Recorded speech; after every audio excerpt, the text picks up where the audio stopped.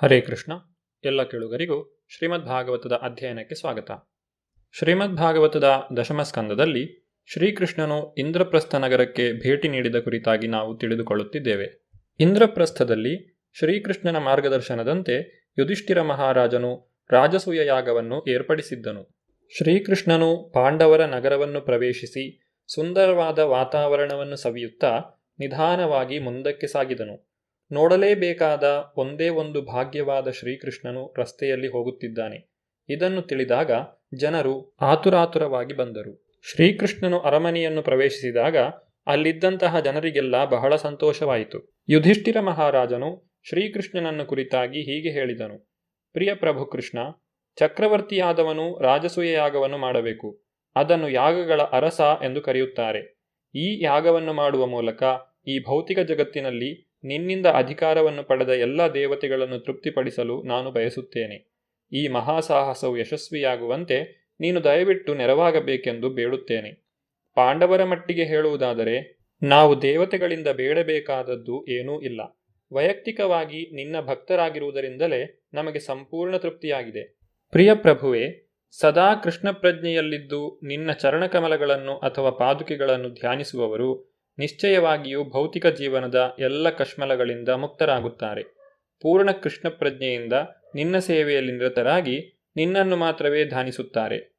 ಕೃಷ್ಣ ಪ್ರಜ್ಞಾಪೂರ್ವಕ ಸೇವೆಯಲ್ಲಿ ಸದಾ ನಿರತರಾಗಿರುವ ಇಂತಹವರು ಪುನಃ ಪುನಃ ಬಂದೆರಗುವ ಹುಟ್ಟು ಸಾವುಗಳ ಚಕ್ರದಿಂದ ಬಿಡುಗಡೆಯಾಗುತ್ತಾರೆ. ಅವರು ಈ ಐಹಿಕ ಇರವಿನಿಂದ ಬಿಡುಗಡೆ ಪಡೆಯುವುದಕ್ಕಾಗಿ ಆಗಲಿ ಐಹಿಕ ಶ್ರೀಮಂತಿಕೆಯನ್ನು ಅನುಭವಿಸುವುದಕ್ಕಾಗಿ ಆಗಲಿ ಬಯಸುವುದಿಲ್ಲ. ಕೃಷ್ಣ ಪ್ರಜ್ಞೆಯ ಚಟುವಟಿಕೆಗಳಿಂದ ಅವರ ಬಯಕೆಗಳು ಪೂರ್ಣವಾಗುತ್ತವೆ. ನಮ್ಮ ವಿಷಯವನ್ನು ಹೇಳುವುದಾದರೆ ನಾವು ಸಂಪೂರ್ಣವಾಗಿ ನಿನ್ನ ಚರಣಕಮಲಗಳಿಗೆ ಶರಣಾಗಿದ್ದೇವೆ. ನಿನ್ನ ಕೃಪೆಯಿಂದ ನಿನ್ನನ್ನೇ ಕಣ್ಣಾರೆ ನೋಡುವ ಭಾಗ್ಯವು ನಮಗಿದೆ. ಆದ್ದರಿಂದ ಸಹಜವಾಗಿ ನಮಗೆ ಐಹಿಕ ಶ್ರೀಮಂತಿಕೆಗಳ ಹಂಬಲವಿಲ್ಲ. ವೈದಿಕ ಜ್ಞಾನವು ನೀನು ದೇವೋತ್ತಮ ಪರಮಪುರುಷ ಎಂದು ನಿರ್ಣಯಿಸಿದೆ. ನಾನು ಈ ವಾಸ್ತವಾಂಶವನ್ನು ಸ್ಥಾಪಿಸಲು ಬಯಸುತ್ತೇನೆ. ನಿನ್ನನ್ನು ದೇವೋತ್ತಮ ಪರಮಪುರುಷನಾಗಿ ಸ್ವೀಕರಿಸುವುದಕ್ಕೂ ಮತ್ತು ನಿನ್ನನ್ನು ಬಲಶಾಲಿಯಾದ ಚಾರಿತ್ರಿಕ ವ್ಯಕ್ತಿಯೆಂದು ಸ್ವೀಕರಿಸುವುದಕ್ಕೂ ಬಹಳಷ್ಟು ವ್ಯತ್ಯಾಸವಿದೆ. ಇದನ್ನು ನಾನು ಜನರಿಗೆ ತಿಳಿಸಿಕೊಡಬೇಕು. ಬೇರುಗಳಿಗೆ ನೀರೆರೆದ ಮಾತ್ರದಿಂದಲೇ ಇಡೀ ಮರದ ರೆಂಬೆಗಳು, ಕುಡಿಗಳು, ಎಲೆಗಳು ಮತ್ತು ಹೂವುಗಳು ಎಲ್ಲವನ್ನೂ ತೃಪ್ತಿಗೊಳಿಸಲು ಸಾಧ್ಯ. ನಿನ್ನ ಚರಣಕಮಲಗಳಲ್ಲಿ ಶರಣಾದರೆ ಬದುಕಿನ ಅತ್ಯಂತ ಪರಿಪೂರ್ಣತೆಯನ್ನು ಸಾಧಿಸಬಹುದು. ಇದನ್ನು ಪ್ರಪಂಚಕ್ಕೆ ತೋರಿಸಿಕೊಡುವುದು ನನ್ನ ಉದ್ದೇಶ. ಮನುಷ್ಯನು ಕೃಷ್ಣ ಪ್ರಜ್ಞೆಯನ್ನು ಬೆಳೆಸಿಕೊಂಡರೆ ಪ್ರಾಪಂಚಿಕವಾಗಿಯೂ ಆಧ್ಯಾತ್ಮಿಕವಾಗಿಯೂ ಅವನ ಬದುಕು ಸಾರ್ಥಕವಾಗುತ್ತದೆ. ಹೀಗೆಂದರೆ ನೀನು ಕೃಷ್ಣ ಪ್ರಜ್ಞೆ ಇರುವ ಮನುಷ್ಯನಲ್ಲಿ ಪಕ್ಷಪಾತವನ್ನು ತೋರಿಸುತ್ತೀಯೇ ಮತ್ತು ಕೃಷ್ಣ ಪ್ರಜ್ಞೆ ಇಲ್ಲದಿರುವವನ ವಿಷಯದಲ್ಲಿ ನಿರ್ಲಕ್ಷ್ಯದಿಂದ ಇರುತ್ತೀಯೇ ಎಂದು ಅರ್ಥವಲ್ಲ. ನೀನು ಎಲ್ಲರಿಗೂ ಸಮಾನಾಗಿದ್ದೀಯೆ. ಇದು ನಿನ್ನ ಘೋಷಣೆ. ಪರಮಾತ್ಮನಾಗಿ ನೀನು ಎಲ್ಲರ ಹೃದಯಗಳಲ್ಲಿ ನೆಲೆಸಿದ್ದೀಯೆ. ಪ್ರತಿಯೊಬ್ಬನಿಗೂ ಅವನ ಕಾಮ್ಯಕರ್ಮದ ಫಲವನ್ನು ಕೊಡುತ್ತೀಯೆ. ಆದ್ದರಿಂದ ನೀನು ಒಬ್ಬನ ವಿಷಯದಲ್ಲಿ ಆಸಕ್ತಿಯುಳ್ಳವನಾಗಿ ಇತರರ ವಿಷಯದಲ್ಲಿ ಅನಾದರವನ್ನು ತೋರಿಸಲು ಸಾಧ್ಯವಿಲ್ಲ. ಪ್ರತಿಯೊಬ್ಬ ಜೀವಿಯು ತಾನು ಬಯಸುವಂತೆ ಈ ಭೌತಿಕ ಜಗತ್ತನ್ನು ಅನುಭವಿಸಲು ನೀನು ಅವಕಾಶವನ್ನು ಕೊಡುತ್ತೀಯೆ. ಪರಮಾತ್ಮನಾಗಿ ನೀನು ದೇಹದಲ್ಲಿ ಜೀವಿಯೊಳಗೆ ಕುಳಿತಿದ್ದೀಯೆ. ಅವನಿಗೆ ಅವನ ಕರ್ಮಗಳ ಫಲವನ್ನು ಮತ್ತು ಕೃಷ್ಣ ಪ್ರಜ್ಞೆಯನ್ನು ಬೆಳೆಸಿಕೊಂಡು ನಿನ್ನ ಭಕ್ತಿಪೂರ್ವಕ ಸೇವೆಗೆ ತಿರುಗಲು ಅವಕಾಶಗಳನ್ನು ನೀಡುತ್ತೀಯೆ. ಇತರ ಎಲ್ಲ ಕಾರ್ಯಗಳನ್ನು ಬಿಟ್ಟು ನಿನಗೆ ಶರಣಾಗತನಾದರೆ ನೀನು ಅವನ ಯೋಗಕ್ಷೇಮವನ್ನು ವಹಿಸಿಕೊಂಡು ಎಲ್ಲ ಪಾಪಗಳ ಫಲಗಳಿಂದ ಮುಕ್ತನನ್ನಾಗಿ ಮಾಡುವೆ.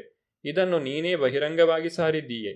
ಮನುಷ್ಯನು ಬಯಸಿದ್ದನ್ನು ವರವಾಗಿ ಕೊಡುವ ಸ್ವರ್ಗಲೋಕದ ಕಲ್ಪವೃಕ್ಷದಂತೆ ನೀನು. ಪ್ರತಿಯೊಬ್ಬನಿಗೂ ಅತ್ಯುನ್ನತ ಪರಿಪೂರ್ಣತೆಯನ್ನು ಸಾಧಿಸುವ ಸ್ವಾತಂತ್ರ್ಯ ಇದೆ. ಆದರೆ ಮನುಷ್ಯನಿಗೆ ಅದರ ಅಪೇಕ್ಷೆ ಇಲ್ಲದೆ ಹೋದರೆ ನೀನು ಅದಕ್ಕಿಂತ ಕೆಳಗಿನ ವರಗಳನ್ನು ಕೊಡುವುದಕ್ಕೆ ಪಕ್ಷಪಾತವು ಕಾರಣವಲ್ಲ. ಯುಧಿಷ್ಠಿರ ಮಹಾರಾಜನ ಮಾತುಗಳನ್ನು ಕೇಳಿ ಶ್ರೀಕೃಷ್ಣನು ಈ ರೀತಿ ನುಡಿದನು: ಪ್ರಿಯ ಯುಧಿಷ್ಠಿರ ಮಹಾರಾಜ, ಶತ್ರು ಸಂಹಾರಕನೇ, ಆದರ್ಶ ನ್ಯಾಯದ ಸಾಕಾರ ಮೂರ್ತಿಯೇ, ರಾಜಸೂಯ ಯಾಗವನ್ನು ಮಾಡಬೇಕೆಂಬ ನಿನ್ನ ನಿರ್ಧಾರವನ್ನು ನಾನು ಸಂಪೂರ್ಣವಾಗಿ ಬೆಂಬಲಿಸುತ್ತೇನೆ. ಈ ಮಹಾಯಾಗವನ್ನು ಮಾಡುವುದರಿಂದ ಮನುಷ್ಯನ ನಾಗರಿಕತೆಯ ಇತಿಹಾಸದಲ್ಲಿ ನಿನ್ನ ಕೀರ್ತಿಯು ನಿರಂತರವಾಗಿ ಸ್ಥಿರವಾಗಿ ಉಳಿದಿರುವುದು. ಪ್ರಿಯ ರಾಜನೇ, ಎಲ್ಲ ಮಹರ್ಷಿಗಳು, ನಿನ್ನ ಪಿತೃಗಳು, ದೇವತೆಗಳು ಮತ್ತು ನಾನೂ ಸೇರಿದಂತೆ ನಿನ್ನ ಎಲ್ಲ ನೆಂಟರಿಷ್ಟರು ನೀನು ಯಾಗವನ್ನು ಮಾಡಬೇಕೆಂದು ಬಯಸುತ್ತಾರೆ ಮತ್ತು ಹಾಗೆ ಮಾಡಿದರೆ ಪ್ರತಿಯೊಬ್ಬ ಜೀವಿಗೂ ಸಮಾಧಾನವಾಗುತ್ತದೆ ಎಂದು ನನ್ನ ನಂಬಿಕೆ. ಆದರೆ ಜಗತ್ತಿನ ಎಲ್ಲ ರಾಜರನ್ನು ಸೋಲಿಸಿ ಮಹಾಯಾಗಕ್ಕೆ ಅಗತ್ಯವಾದ ಎಲ್ಲ ಸಾಮಾನು ಸರಂಜಾಮುಗಳನ್ನು ಸಂಗ್ರಹಿಸುವುದು ಅಗತ್ಯ. ಆದ್ದರಿಂದ ಹಾಗೆ ಮಾಡು ಎಂದು ನಿನ್ನನ್ನು ಕೋರುತ್ತೇನೆ. ಪ್ರಿಯ ಯುಧಿಷ್ಠಿರ ಮಹಾರಾಜ, ನಿನ್ನ 4 ಸಹೋದರರು ವರುಣ, ಇಂದ್ರ ಮೊದಲಾದ ಪ್ರಮುಖ ದೇವತೆಗಳ ನೇರ ಪ್ರತಿನಿಧಿಗಳು. ಭೀಮನು ವಾಯುದೇವನ ಮಗ, ಅರ್ಜುನನು ಇಂದ್ರನ ಮಗ, ಯುಧಿಷ್ಠಿರ ಮಹಾರಾಜ ನೀನು ಯಮರಾಜನ ಮಗ. ನಿನ್ನ ತಮ್ಮಂದಿರು ಮಹಾವೀರರು. ನೀನು ಅತ್ಯಂತ ಸಜ್ಜನನಾದ ಮತ್ತು ಸಂಯಮಿಯಾದ ರಾಜ. ಆದ್ದರಿಂದ ಜನರು ನಿನ್ನನ್ನು ಧರ್ಮರಾಜ ಎಂದು ಕರೆಯುತ್ತಾರೆ. ನೀವೆಲ್ಲರೂ ನನ್ನ ಭಕ್ತಿಪೂರ್ವಕ ಸೇವೆಯಲ್ಲಿ ಎಷ್ಟು ಅರ್ಹರಾಗಿದ್ದೀರಿ ಎಂದರೆ ನೀವೆಲ್ಲರೂ ನನ್ನನ್ನು ಜಯಿಸಿದ್ದೀರಿ. ಶ್ರೀಕೃಷ್ಣನು ಯುಧಿಷ್ಠಿರ ಮಹಾರಾಜನಿಗೆ, ಇಂದ್ರಿಯಗಳನ್ನು ಗೆದ್ದವರ ಪ್ರೀತಿಗೆ ನಾನು ಸೋಲುತ್ತೇನೆ ಎಂದು ಹೇಳಿದನು. ಇಂದ್ರಿಯಗಳನ್ನು ಗೆಲ್ಲಲಾರದವನು ದೇವೋತ್ತಮ ಪರಮಪುರುಷನನ್ನು ಗೆಲ್ಲಲಾರ. ಭಕ್ತಿಪೂರ್ವಕ ಸೇವೆಯ ರಹಸ್ಯ ಇದೆ. ಇಂದ್ರಿಯಗಳನ್ನು ಗೆಲ್ಲುವುದೆಂದರೆ ಅವುಗಳನ್ನು ಸದಾ ಭಗವಂತನ ಸೇವೆಯಲ್ಲಿ ತೊಡಗಿಸುವುದು. ಎಲ್ಲ ಪಾಂಡವ ಸಹೋದರರ ವಿಶೇಷ ಅರ್ಹತೆ ಎಂದರೆ ಅವರು ತಮ್ಮ ಇಂದ್ರಿಯಗಳನ್ನು ಸದಾ ಭಗವಂತನ ಸೇವೆಯಲ್ಲಿ ತೊಡಗಿಸುತ್ತಿದ್ದರು. ಹೀಗೆ ತನ್ನ ಇಂದ್ರಿಯಗಳನ್ನು ತೊಡಗಿಸುವವನು ಪರಿಶುದ್ಧನಾಗುತ್ತಾನೆ. ಪರಿಶುದ್ಧವಾದ ಇಂದ್ರಿಯಗಳಿಂದ ಮನುಷ್ಯನು ವಾಸ್ತವವಾಗಿಯೂ ಭಗವಂತನ ಸೇವೆಯನ್ನು ಮಾಡಬಹುದು. ಹೀಗೆ ಪ್ರೀತಿಯ ಭಕ್ತಿಪೂರ್ವಕ ಸೇವೆಯಿಂದ ಭಕ್ತನು ಭಗವಂತನನ್ನು ಗೆಲ್ಲಬಹುದು.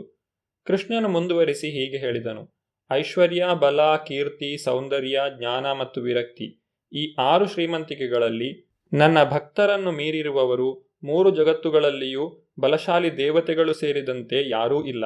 ಆದ್ದರಿಂದ ನೀನು ಜಗತ್ತಿನ ರಾಜರನ್ನು ಸೋಲಿಸ ಬಯಸಿದರೆ ಅವರು ಗೆಲ್ಲುವ ಸಾಧ್ಯತೆಯೇ ಇಲ್ಲ. ಯುಧಿಷ್ಠಿರ ಮಹಾರಾಜನನ್ನು ಶ್ರೀಕೃಷ್ಣನು ಈ ರೀತಿಯಾಗಿ ಪ್ರೋತ್ಸಾಹಿಸಿದಾಗ ಅರಸನ ಮುಖವು ದಿವ್ಯಾನಂದದಿಂದ ಅರಳುವ ಹೂವಿನಂತೆ ಕಾಂತಿಯುತವಾಯಿತು. ಎಲ್ಲ ದಿಕ್ಕುಗಳಲ್ಲಿರುವ ಜಗತ್ತಿನ ಎಲ್ಲ ರಾಜರುಗಳನ್ನು ಗೆಲ್ಲುವಂತೆ ತನ್ನ ತಮ್ಮಂದರಿಗೆ ಆಜ್ಞಾಪಿಸಿದನು. ಜಗತ್ತಿನಲ್ಲಿದ್ದ ದುಷ್ಕರ್ಮಿಗಳನ್ನು ಶಿಕ್ಷಿಸಿ ತನ್ನ ನಿಷ್ಠ ಭಕ್ತರನ್ನು ರಕ್ಷಿಸುವ ತನ್ನ ಮಹತ್ಕಾರ್ಯವನ್ನು ಮಾಡಲು ಶ್ರೀಕೃಷ್ಣನು ಪಾಂಡವರಿಗೆ ಅಧಿಕಾರವನ್ನು ನೀಡಿದನು. ತನ್ನ ವಿಷ್ಣು ರೂಪದಲ್ಲಿ ಪ್ರಭುವು ತನ್ನ 4 ಕೈಗಳಲ್ಲಿ 4 ಬಗೆಯ ಆಯುಧಗಳನ್ನು ಧರಿಸಿರುತ್ತಾನೆ. 2 ಕೈಗಳಲ್ಲಿ ಕಮಲದ ಹೂವನ್ನು, ಶಂಖವನ್ನು, ಇನ್ನೆರಡು ಕೈಗಳಲ್ಲಿ ಗದೆಯನ್ನು, ಚಕ್ರವನ್ನು ಹಿಡಿದಿರುತ್ತಾನೆ. ಗದೆ ಮತ್ತು ಚಕ್ರಗಳು ಭಕ್ತರಲ್ಲದವರನ್ನು ಶಿಕ್ಷಿಸುವುದಕ್ಕಾಗಿ. ಆದರೆ ಪ್ರಭುವು ಪರಮ ಪರಾತ್ಪರನಾದ್ದರಿಂದ ಅವನ ಎಲ್ಲ ಆಯುಧಗಳ ಪರಿಣಾಮವೂ ಒಂದೇ. ದುಷ್ಕರ್ಮಿಗಳು ಬುದ್ಧಿಯನ್ನು ಕಲಿತು ತಾವು ಸರ್ವಶಕ್ತರು ಎಂದುಕೊಳ್ಳದಂತೆ ಗದೆ ಮತ್ತು ಚಕ್ರಗಳಿಂದ ಅವರನ್ನು ಶಿಕ್ಷಿಸುತ್ತಾನೆ. ಶಂಖವನ್ನು ಊದಿ ಮತ್ತು ಪದ್ಮದಿಂದ ಆಶೀರ್ವಾದವನ್ನು ನೀಡಿ ಅತ್ಯಂತ ದಾರುಣ ಅನರ್ಥದಲ್ಲಿಯೂ ಭಕ್ತರನ್ನು ಯಾರೂ ಸೋಲಿಸಲಾಗದು ಎಂದು ಅವರಿಗೆ ಆಶ್ವಾಸನೆ ನೀಡುತ್ತಾನೆ. ಕೃಷ್ಣನ ಸೂಚನೆಯಿಂದ ಈ ರೀತಿಯಾಗಿ ಆಶ್ವಾಸನೆಯನ್ನು ಪಡೆದು ಯುಧಿಷ್ಠಿರನು ಸೃಂಜಯ ಕುಲದ ಸೈನಿಕರನ್ನು ಕರೆದುಕೊಂಡು ಹೋಗಿ ದಕ್ಷಿಣದ ರಾಜ್ಯಗಳನ್ನು ಗೆಲ್ಲುವಂತೆ ತನ್ನ ಕೊನೆಯ ತಮ್ಮ ಸಹದೇವನಿಗೆ ಅಪ್ಪಣೆ ಮಾಡಿದನು. ಹೀಗೆಯೇ ಮತ್ಸ್ಯದೇಶದ ಸೈನಿಕರೊಡನೆ ಹೋಗಿ ಪಶ್ಚಿಮದ ರಾಜ್ಯಗಳನ್ನು ಗೆಲ್ಲುವಂತೆ ನಕುಲನಿಗೆ ಅಪ್ಪಣೆ ಮಾಡಿದನು. ಉತ್ತರದ ಭಾಗಗಳನ್ನು ಗೆಲ್ಲಲು ಕೇಕೆಯ ದೇಶದ ಸೈನಿಕರೊಡನೆ ಅರ್ಜುನನನ್ನು ಕಳುಹಿಸಿಕೊಟ್ಟನು. ಮದ್ರದೇಶದ ಸೈನಿಕರೊಂದಿಗೆ ಹೋಗಿ ಪೂರ್ವ ಭಾಗದ ರಾಜರುಗಳನ್ನು ಸೋಲಿಸಬೇಕೆಂದು ಭೀಮಸೇನನಿಗೆ ಅಪ್ಪಣೆಯಾಯಿತು. ಇಲ್ಲಿ ಗಮನಿಸಬೇಕಾದ ಒಂದು ಅಂಶವಿದೆ.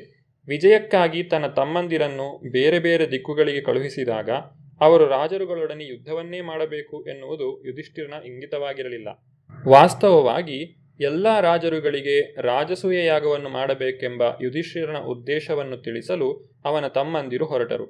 ಯಾಗವನ್ನು ನಡೆಸುವುದಕ್ಕಾಗಿ ಅವರು ತೆರಿಗೆಗಳನ್ನು ಕೊಡಬೇಕೆಂದು ಅವರಿಗೆ ತಿಳಿಸಲಾಯಿತು.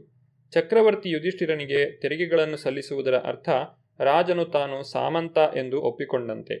ಈ ರೀತಿ ಯುಧಿಷ್ಠಿರನ ತಮ್ಮಂದಿರು ತಮ್ಮ ಪ್ರಭಾವ ಮತ್ತು ಬಲಗಳಿಂದ ಎಲ್ಲ ದಿಕ್ಕುಗಳ ರಾಜರುಗಳನ್ನು ಸೋಲಿಸಿ ಅವಶ್ಯಕವಾದಷ್ಟು ತೆರಿಗೆಗಳನ್ನು, ಕಾಣಿಕೆಗಳನ್ನು ತರಲು ಸಮರ್ಥರಾದರು. ತಮ್ಮಂದಿರು ಇವೆಲ್ಲವನ್ನು ಯುಧಿಷ್ಠಿರ ಮಹಾರಾಜನಿಗೆ ಒಪ್ಪಿಸಿದರು. ಆದರೆ ಮಗಧದ ರಾಜ ಜರಾಸಂಧನು ತನ್ನ ಸಾರ್ವಭೌಮತ್ವವನ್ನು ಒಪ್ಪಿಕೊಳ್ಳಲಿಲ್ಲ ಎಂದು ಕೇಳಿದಾಗ ಯುಧಿಷ್ಠಿರನಿಗೆ ಆತಂಕವಾಯಿತು. ಅವನ ಆತಂಕವನ್ನು ಕಂಡು ಜರಾಸಂಧನನ್ನು ಗೆಲ್ಲಲು ಉದ್ಧವನು ವಿವರಿಸಿದ್ದ ಯೋಜನೆಯನ್ನು ಶ್ರೀಕೃಷ್ಣನು ಯುಧಿಷ್ಠಿರನಿಗೆ ತಿಳಿಸಿದನು. ಭೀಮಸೇನ, ಅರ್ಜುನ ಮತ್ತು ಕೃಷ್ಣ ಮೂವರು ಬ್ರಾಹ್ಮಣರಂತೆ ವೇಷಧರಿಸಿ ಜರಾಸಂಧನ ರಾಜಧಾನಿಯಾದ ಗಿರಿವ್ರಜಕ್ಕೆ ಹೊರಟರು. ಕೃಷ್ಣನು ಹಸ್ತಿನಾಪುರಕ್ಕೆ ಹೊರಡುವ ಮೊದಲು ಕೃಷ್ಣನ ಮುಂದೆ ಉದ್ಧವನು ಹೇಳಿದ ಯೋಜನೆಯೂ ಇದೆ.